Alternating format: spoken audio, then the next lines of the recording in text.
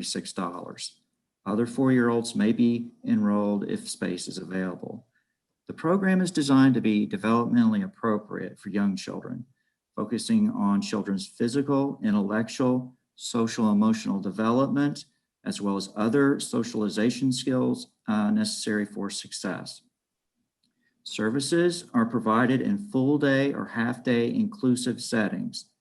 These services include meals, coordination with special education service providers and healthcare providers, parent engagement, and high quality teaching and learning experiences provided by certified lead teachers. Students are assessed in the fall, winter, and spring during the school year to measure student progress. Curriculum and lesson plans are aligned to our early childhood standards to meet the needs of students, including multilingual students and students with disabilities. Next, we're going to now talk about the Head Start program. So the Head Start program is a federal program for infants, toddlers, and preschool age children from low-income families. And so today we're going to focus on Head Start services for preschool age children.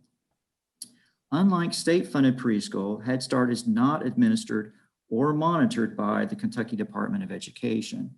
Head Start is a federal program made possible with funding through the Office of Head Start, the U.S. Department of Health and Human Services, the Administration for Children and Families. Funds are distributed directly from the federal level to the local level. Services are provided to 3- and 4-year-old children whose income is up to 100% of the federal poverty level. And for context, for a single parent with 2 children, this means a household income of $21,960.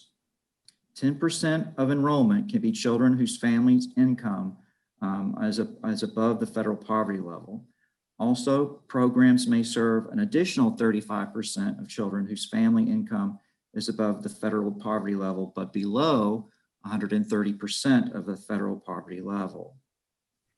And I should add, although it's not on the slide, that Head Start is also responsible at a program level for serving up to 10% of enrollment children with disabilities. And so if I understand this correctly, if I have this right, in a Head Start program with 100 slots, right, 10 of those students could be above, say, the 200% federal poverty level. 35 of those students could be between 100 and 130% of the federal poverty level. And then the remaining students, 55 students, would be up to 100% of the federal poverty level in terms of their eligibility.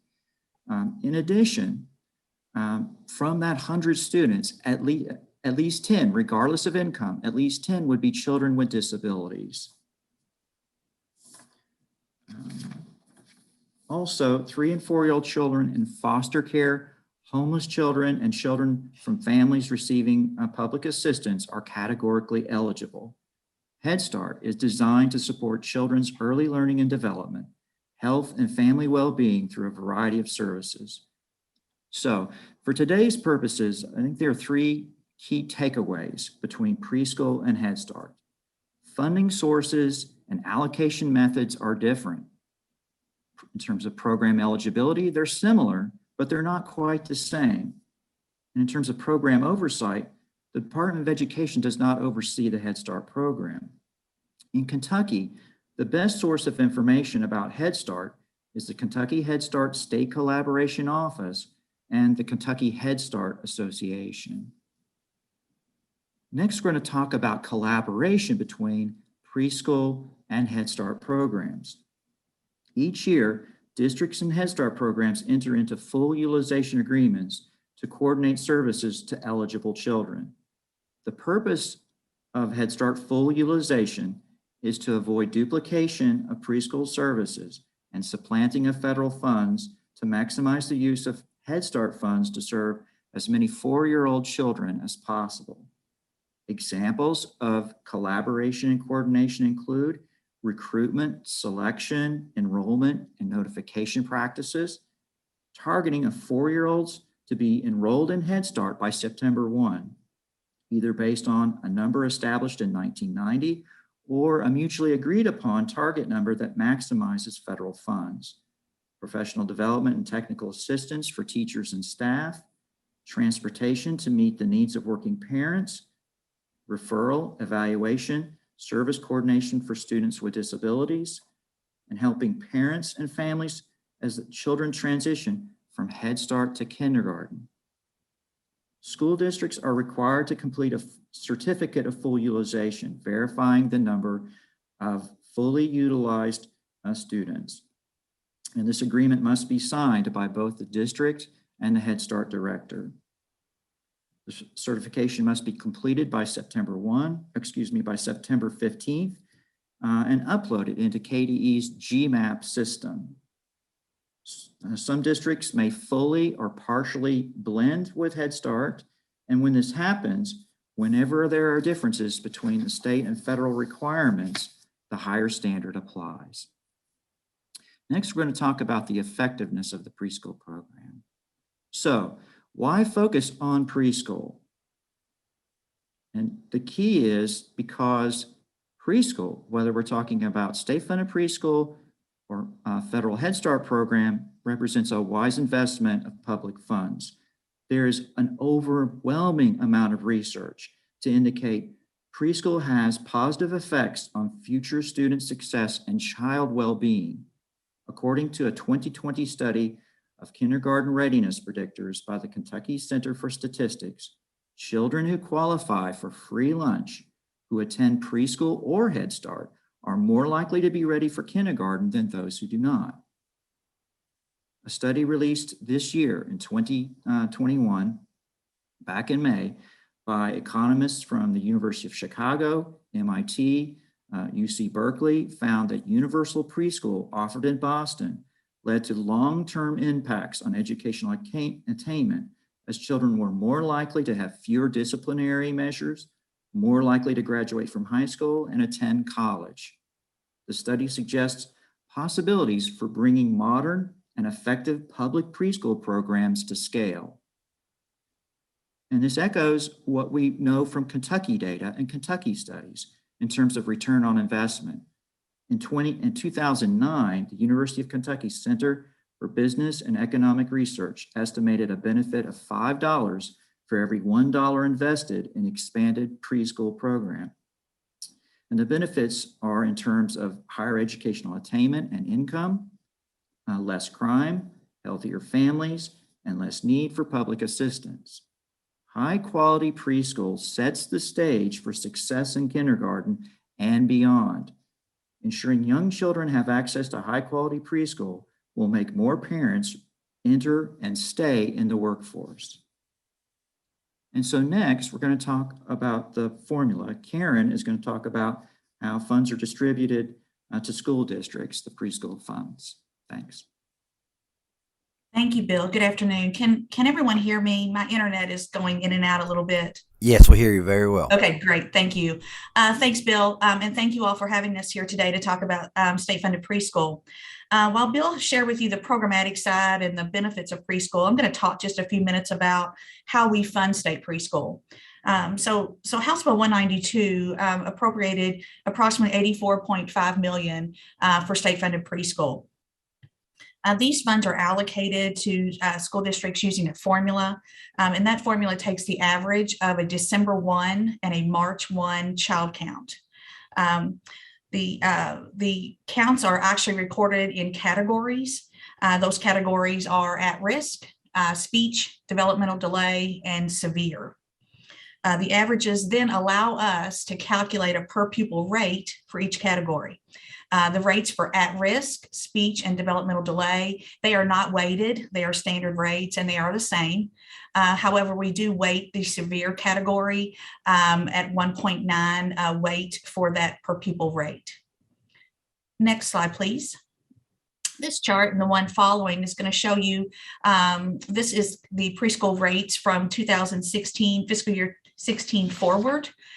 Just want to point out a couple of things that may look a little different. You'll notice that in 2019, the fiscal year 19 rates dropped there was a drop from 4110 to 3491 in the three top categories, and then again in severe from 7810 to 6634. This is due to the fact that the appropriation in those prior fiscal years was approximately 90.1 for state-funded preschool. And in fiscal year 19, it did drop to 84.5, and it stayed constant through 22. So that's a direct correlation as to why you see the fluctuation in the per pupil rates. You'll also notice in 22 that we have a pretty good jump. We're going from 36.25 to 50.64, I believe. That increase is due to child count as well. Child count has come in a lot lower. As we looked at the December 1 of 2020 and the March 1 of 2021 counts, those averages came in quite a bit lower, and we are showing about a $6,000 decline in our state-funded preschool enrollment. Next slide, please. Just to follow up on the per pupil rates, this is a chart that's going to show you the child counts. Your blue line is going to show you your at-risk numbers. And as you can see, it goes all the way back to 2005. The numbers have, peaked in 2010 and have been pretty consistent. But then again, you see the big decline that happened going from 10,166 students down to 6,319. The orange line indicates the disability categories. For this purpose, we group those together. So those three disability categories are all combined in this chart. You'll see also a decline 2011, 2012, and then an upward tick again to 2019 with that decrease of 90 to 9105 for this last school year. Next slide, please. I believe that's all the information that we have, but we are happy to take any questions or give any further explanation on any of the information shared today. Thank you for your presentation. Before we anybody else asks a question, what factors do you believe have caused the child count to decline? Bill, do you want to take that?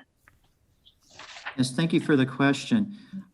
We believe the decline in enrollment is directly related to the pandemic, and the National Institute for Early Education Research also asked questions and did a survey back in the fall, and it was indicated that there were concerns about safety, anxiety about going back in, and other related factors. Again, it's pandemic related, and so I think we just do everything we can to assure parents and families that schools are doing everything they can to make an environment safe for preschool students to return, but that's the reason most likely we've seen the decline. Thank you so much. Senator Parrott, I think you had a question. No, I was going to make a comment. Okay. About 15 years ago, I served on a community foundation, and one of our main goals was to, it was around preschool and Head Start, because we knew that the earlier we can get those kids in school in some kind of setting, they're going to do better all the way through. And that's why I'm glad I'm on this, because I have a passion on that. We, in Kentucky, we didn't do much of that years and years and years ago, but now I think we're on the right track. But things like what happened here in Hardin County, I wish we could get all across the state. Thank you, Senator Parrott. Representative Tipton. Thank you, Mr. Chairman. Appreciate your all's presentation this morning. I think it's important for us in the General Assembly to understand how this funding flows, how it works, and look at what we can do to improve that. I will compliment Chairman Riley. Back in the 2020 budget session, he worked extremely hard to see the eligibility increase from 160% to 200% of the poverty level. And I truly believe that if COVID had not come around, we would have been successful in increasing that. Of course, after COVID, we went back to a baseline budget, but I think these are things that we could look at and work toward going forward. In the past, I've received reports with kindergarten readiness scores broken down by category, which child was in Head Start, number of children in Head Start, the number of children in the Kentucky preschool, the number of children who maybe went to a private preschool. It's been a while. Maybe I have missed it. Do you all have that document available to us, and could we get that document just as a refresher that breaks down those different categories? Thank you for the question. Yes, we can follow up with that data. I don't have that right in front of me at the moment, but I know in terms of the state-funded preschool, since we've been measuring kindergarten readiness around 2013 with the Bergantz assessment, right, we've been fairly flat, meaning we've been around 50% of kids ready for kindergarten prior to the pandemic up to about 2019. However, when you look at the state-funded preschool setting, right, you were, again, focusing on children with the most needs, you will see a steady increase progressing from 2013 to 2019, going from 47% to 51%. So we'll, yes, absolutely be glad to share that data with you. Mr. Chair, if I could follow up. Yes, sir.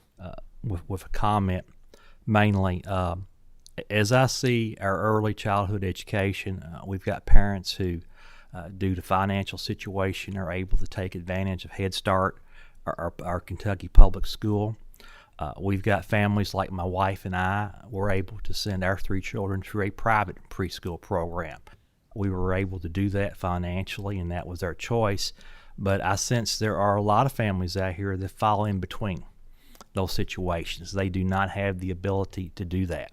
And obviously, there are a lot of ways that we can address that. I think we need to be aware that the local school districts, number one, have to have the capacity for the increased growth.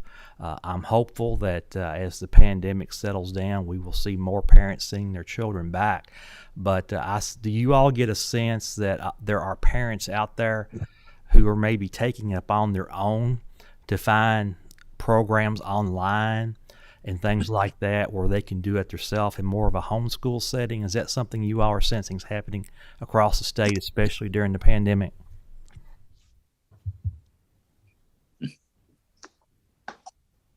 Yes, thank you for the question.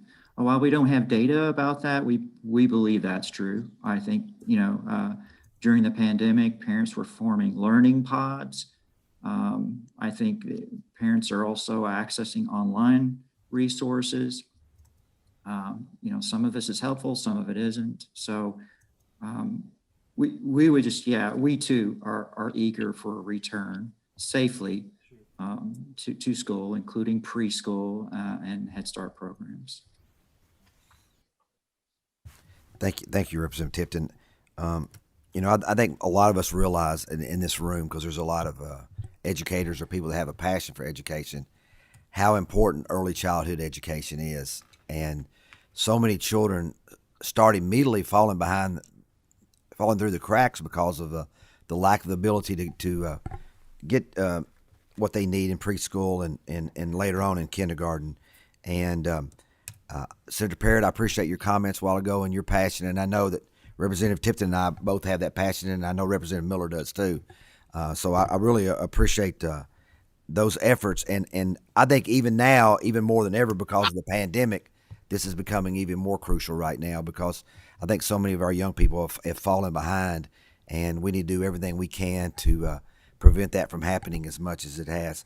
I got Representative Fleming and then Representative Miller. Representative Fleming. Thank you, Chairman Riley. Am I coming through okay? Yes, sir. Good. I want to make sure, because I've gotten some intermittent internet issues. So if I ask a question that's already been covered, forgive me. But I think Mr. Buchanan mentioned something, I think on page or slide number 9. He said that the decline from almost 3,000 enrollment is due to pandemic, which makes logical sense. Do you have a feeling or understanding of where those kids are going, if at all?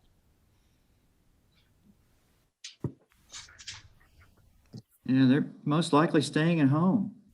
We don't have, I think, a very clear sense that, what has happened other than they're not showing up in public preschool programs. And, Again, I think it has to do with hesitancy. I think it has to do with concerns about safety. So, that's. I believe the logical assumption is they are staying at home because most of these children are from families that can't afford to do anything else, and I'm sure they're at home, and in many cases they're in some cases they're at home without adequate supervision because of issues that parents have to deal with. So I think this is obviously an issue that we're having to deal with right now in the state. Yeah, and I would concur with those thoughts, which is really rather concerning if those kids are staying home and they're not in a position to go elsewhere. So it is rather concerning. And just for my edification, and I'm new to the Education Committee for the most part, but on slide number 8, could you just give me a little more understanding of the cost of providing services, the cost and the rates for the those severe and multiple disabilities of $9,600 versus the $5,000? Sorry, I had a little hard time getting that out. I was looking at my screen over here. Sure. Those several years ago, and Bill can help me remember the year, we engaged stakeholders from districts and across the Commonwealth to have discussion about the preschool formula. And one of the things that we heard from our districts was it does cost more to educate a child with multiple disabilities that fall into that severe category. And it was a recommendation from that stakeholder group that we weight that category to allow for additional funds for students that fall in that category. So that is the reason that you see the difference between the three other categories and the severe is simply the cost that it takes to educate children that have multiple disabilities. Is that regards to more equipment costs and just setup costs? I think so, and I think also more specialized services that are needed for students that have multiple disabilities. Sure, makes sense. All right, thanks for the You're clarification. welcome. Thank you, Mr. Chair. Thanks, Representative Fleming. Representative Miller. Thank you, Mr. Chairman. Just a comment. From the studies that we have, it seems like that preschool benefits these young people very much all the way, maybe through college. So I think we need to concentrate more and try to enroll as many of these young people as possible. So I just say that amen to working hard in this area and trying to get more maybe parents and community involved in this. Amen. Thanks, Representative Miller, and thank you for the presentation on preschool program. This is a dialogue that we need to continue to have because I think it's crucial to the future of the Commonwealth. So the folks from the Department of Education, Veronica, Bill, and Karen, thank you so much for your presentation and for what you do. Thank you very much. At this time, we will turn it over to discussion on full-day kindergarten funding. And I think Representative Tipton, are you just going to stay up here or going to go to the table? If it's fine, I can just stay here. Okay. Mr. Chairman. Thank you. So Representative Tipton is filed a bill, and I'm the primary co-sponsor to provide full-day kindergarten funding through the state of Kentucky. Before last year, we did half-day kindergarten, and we were able to get it into the budget this past session for full-time kindergarten, but that was only a one-year deal. This bill will try to get it in statute. So that's what a lot of this discussion is about. So we have 3 superintendents with us, and I think we have one of those remotely, Matt Robbins from Davis County, and then we have Alvin Garrison from Covington Independent Schools. He's here in person, and Sarah Watson from Lee County. Is she here in person too? So if you guys could come up to the table. And as we get started, when you start your please introduce yourself as you start, okay? So thank you for the record.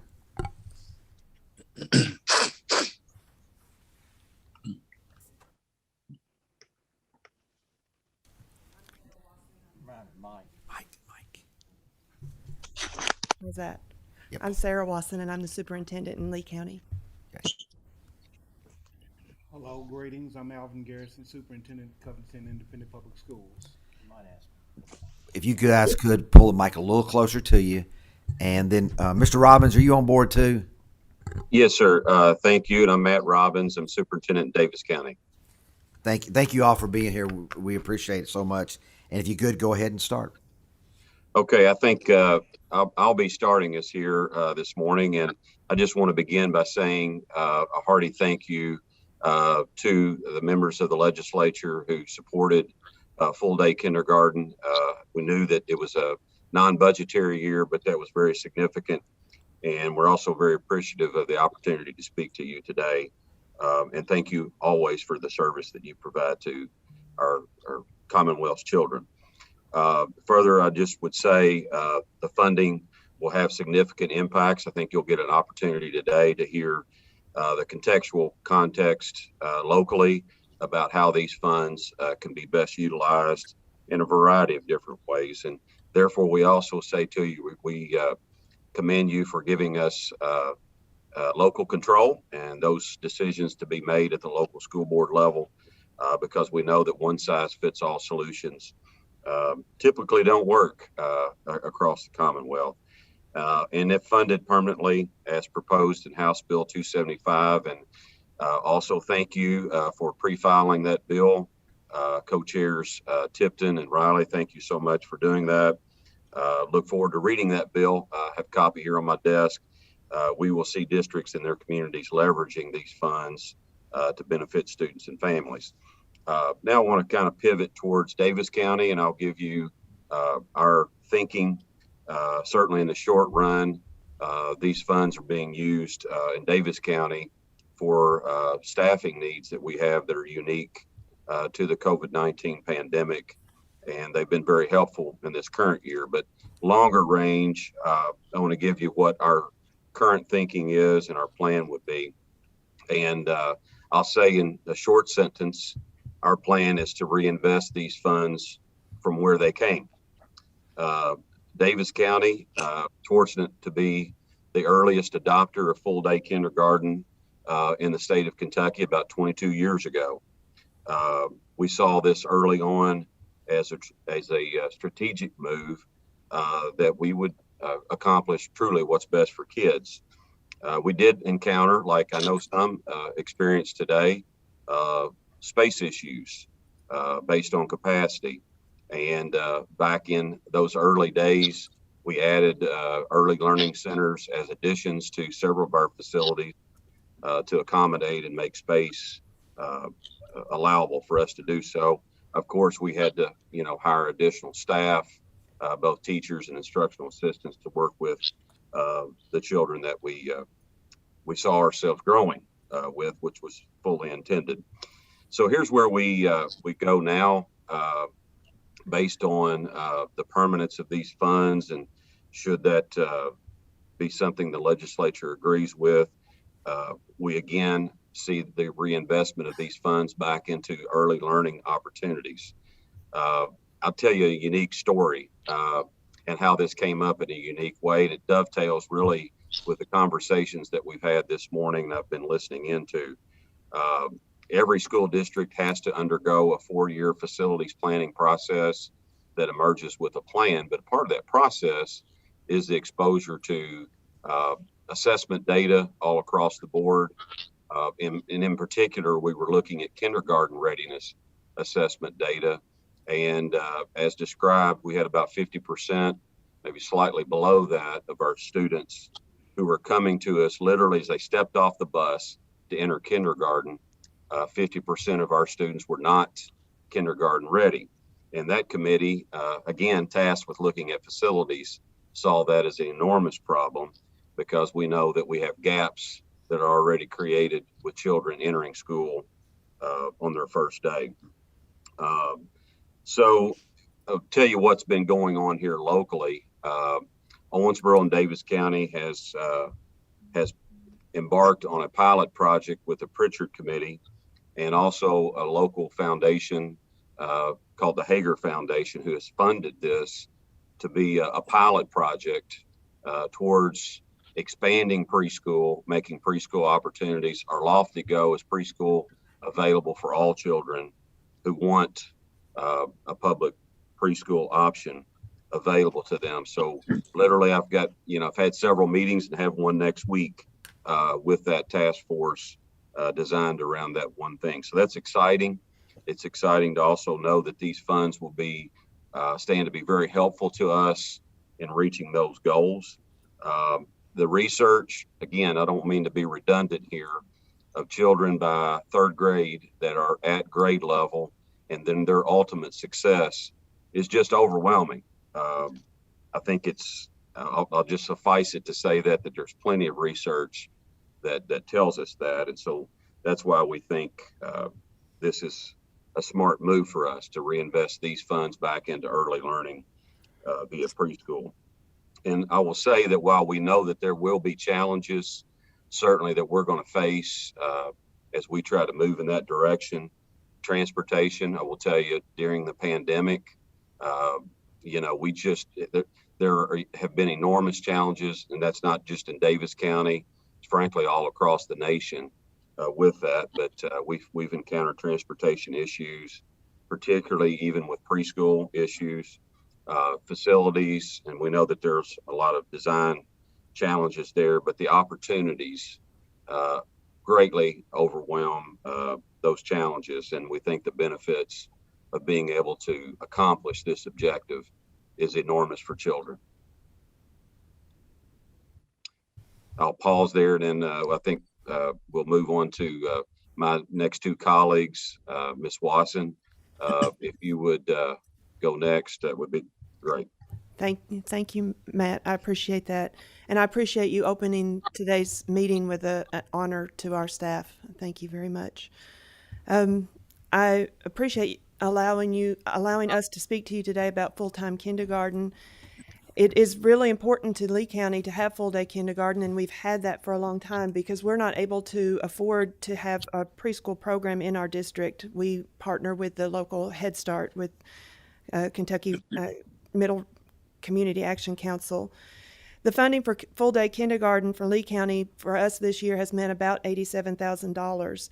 And one of the things that we have had to look at really hard in Lee County that we've had to sacrifice by having full-day kindergarten is our salary scale. We have a salary scale that has topped out at 20 years experience. So when someone hits 20 years, that's as high as they go on the salary scale. And living in Eastern Kentucky, that's a real challenge because we are able to grow some of our own staff, but we have a lot of staff that work with us from Madison County, Estill County, Breathitt County, Owsley, Wolf, Powell, surrounding counties that are able to have a salary scale that is much better than that.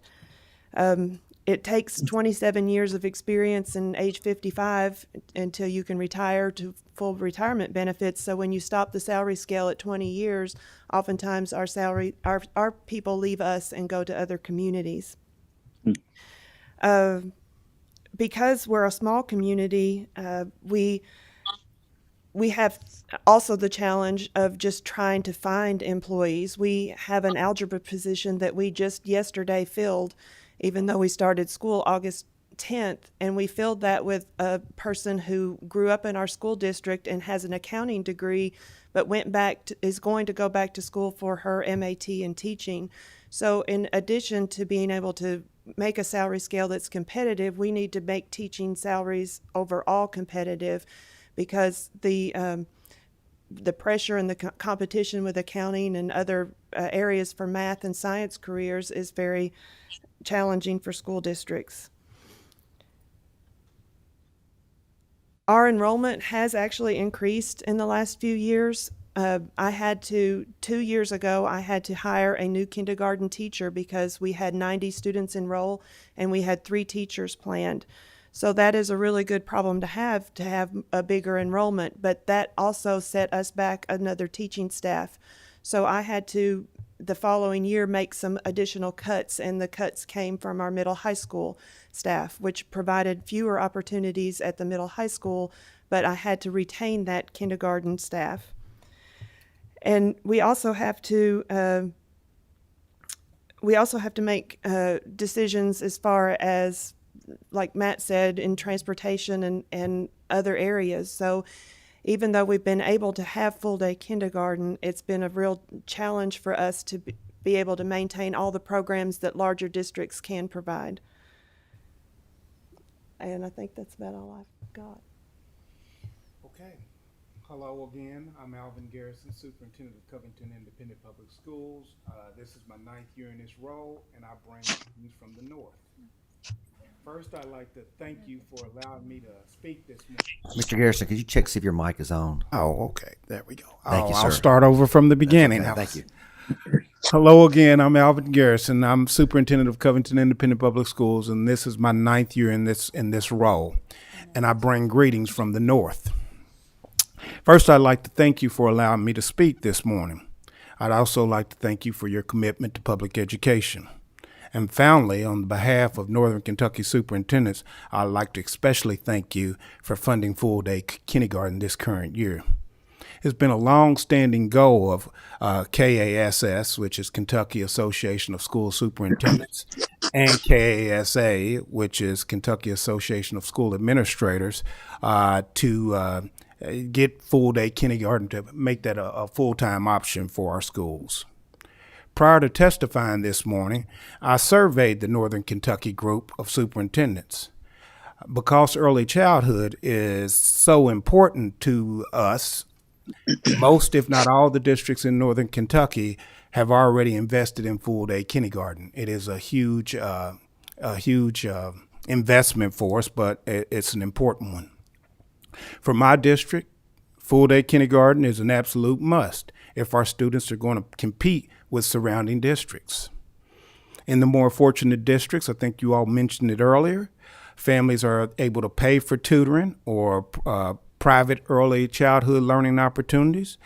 This is just not available for my students and families, as we are 90% free and reduced lunch. If we did not invest in full-day kindergartens, our students would more than likely return to a home or an environment being supervised by a babysitter or a relative or someone else while their parents are out trying to make a living, therefore widening the achievement gap. By adopting House Bill 275, districts are able to divert these funds, and you've heard this from my two colleagues, to such efforts as addressing facility needs, especially in schools that already are at full capacity. And on the other end of the spectrum, schools like we have in Covington that are a little older and need to be updated and upgraded. So that's a huge opportunity for us.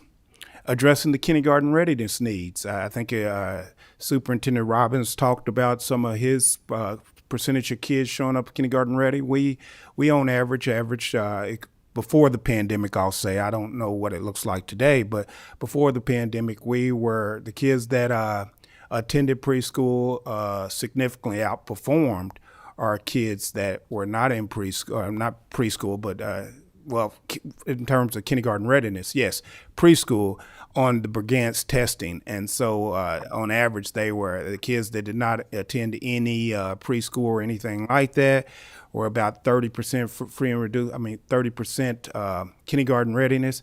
As for the kids that were able to take advantage of our preschool in Covington, on average, they were about 50 to 60% kindergarten ready on average. Also, I think it was mentioned earlier, transportation continues to be a need of districts as more and more we are starting to need more buses because of the varying schedules and things due to the pandemic. And finally, I think it was mentioned just now about recruitment and retention needs. Covington, I think I know in our high school, middle school, and our lowest performing elementary school, on average, we are about 3 years experienced teachers.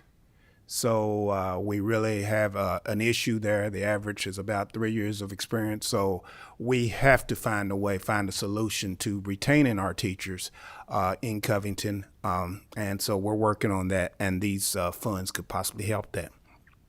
Finally, I'll close on a personal note. Prior to moving to Elizabethtown when I was about 10 years old, My educational journey began in the West End of Louisville, Kentucky.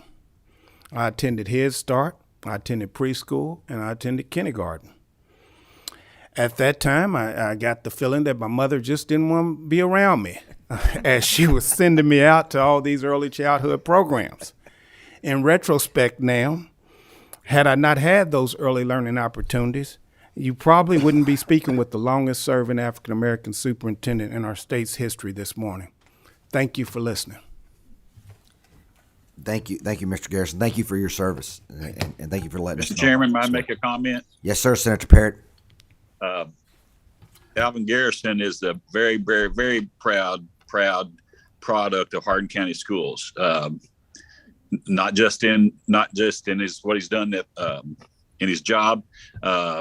He was athletic, and we're very, very proud of him. Thank you. Thank you, Senator Parrott. Thank you very much. And do we have questions at this time or dialogue? So, Representative Miller, go ahead. I guess probably a lot of mine are comments, Mr. Chairman, but I'd just like to say that early childhood, we need to concentrate on this, because I really see a lot of our kids that are not doing well as they get older in education, maybe going into gangs. We do have a little problem of that in Jefferson County schools. I think that if young people get started out right, they're going to do better. Of course, all the programs say that. But I think that we can do a lot for a lot if we do a lot in our early childhood. The kindergarten, full-day kindergarten is definitely necessary, and preschool is necessary. And I'd like to thank our leadership for the concentration they're doing on these two areas. And as I said before, I think we need to get involved in this more, and we need, as a legislature, we need to put our money where our mouth is, or at least try to find more money for these programs. Thank you. Thank you, Representative Miller. Representative Tipton. Thank you, Mr. Chairman. I want to thank all our superintendents for being here and sharing your perspective on this issue that I feel is critically important for the students in our state. I also just want to thank you for in your staffs for the jobs that what you've had to been through the last year and a half. I know it's been difficult, it's challenging. Ms. Watson, I can't imagine the grief there in Lee County, and we certainly appreciate you and your staff and your dedication to your students. A couple years ago, I filed a piece of legislation that would transition us into full-day kindergarten. One of those things, I was out on my tractor on my farm, and I got this wild idea one day. But it would have transitioned us into over 4 years into fully funding kindergarten. At that time, for the districts that already had full-day kindergarten and we're going to be saving those funds, I had three main areas of interest I was hoping you would concentrate on, and one of them was early childhood, interventions for things like early literacy, early numeracy, and school safety. And of course, you've mentioned some other things today. This legislation will not tie your hands. It will give you full control.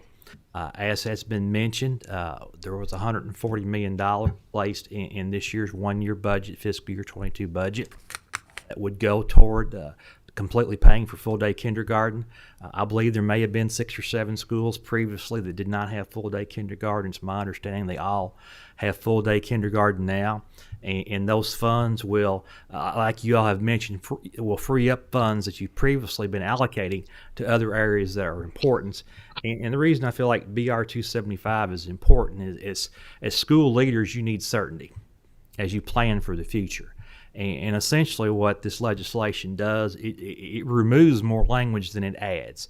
There is a reference in the statute to how the half-day kindergarten is funded. It removes that section of language so that when you get your SEEK allocation, whatever that number will be, the kindergarten students will be counted full day, 100% of that SEEK allocation.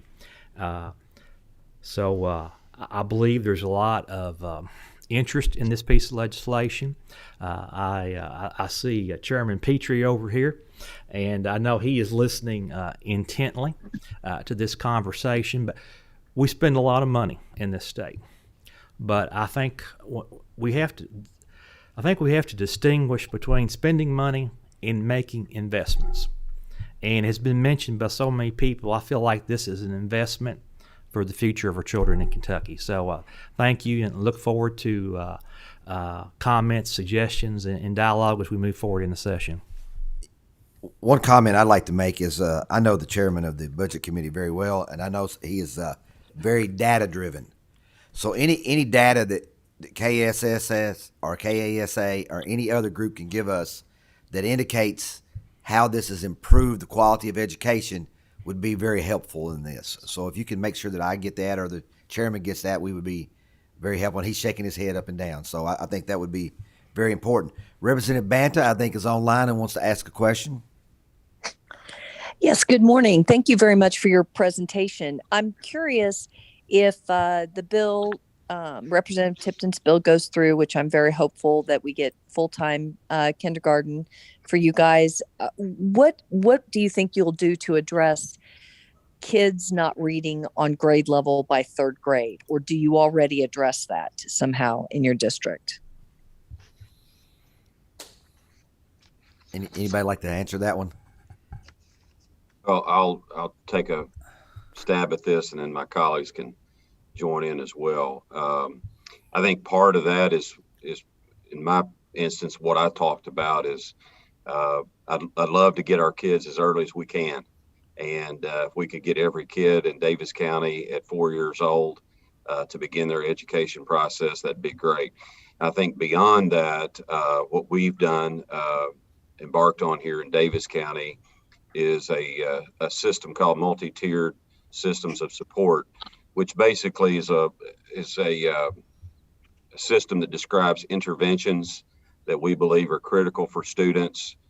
We are able to now track down to individual students using a system we just purchased with the ARA federal funds, ESSER federal funds, that allows us to get unique data on children as they're progressing, and then to intervene with reading, certainly with numeracy as well, early on in our children's education, so that we can try to make sure any gaps that they have, we've resolved those through that system of interventions. Thank you. Thank you, Chairman. Thank you, Representative Banta. Any other questions? Representative Petrie? Thank you, Mr. Chairman. Excuse me. Representative Tipton mentioned investment in education. That's what it is. And when we talk about investments or spending money, most all the time we look at ROI. What's your return on investment? And there are certain segments of state government, economic incentives for business recruitment. You can't look at an ROI because you're always playing poker with other states and making investment. How are you going to get the jobs? How are you going to get the projects? So I asked those people, ROI, but I understand they can't give us the same ROI when you build a particular road or something like that. It's a softer ROI. Much akin to that in the education community, it's the same. It's a softer ROI. So I'm data driven, just like the chairman said. And so I'm not looking at that hard ROI, but I'll be looking for soft ROI. Now we can all anecdotally say, if you can't read by third grade, then you're just not going to succeed. But that's anecdotal, and I discount that heavily. When making analytic decisions, I discount that heavily. So I'm not saying you have to have the data now, but what I'm going to be asking for forewarning more than anything else, there's an accountability portion of this. So there was full funding that let this last session. It's not going to be immediate on that return. But at some point in time, which I already have started, okay, how do we measure that we're making improvements for third grade reading?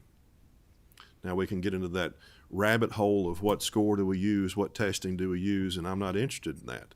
That's not my business. I'm not in the education community. But I would expect the education community to be able to show me and everyone else of, yes, we think it's important, this is why, and number two, this is how we're getting to it, and we can show you. So I'm just forewarning that there's a second portion of that investment. May not be a hard ROI, but there's going to be a definite soft ROI that I will be looking for, and I know others will be looking for the same thing. I know you can do it. I know we can get there. I'm hopeful that we get there sooner rather than later, and I think that'll happen also. But from a responsibility standpoint of paying taxpayer money out, that's going to be a continuing question. So I'm just forewarning of start working in that direction of how do we know we're going to get there? How can we prove we're getting there? How can we prove we've got there? And let's move on to the next phase. Thank you, Mr. Chairman. Thank you, Representative Petrie.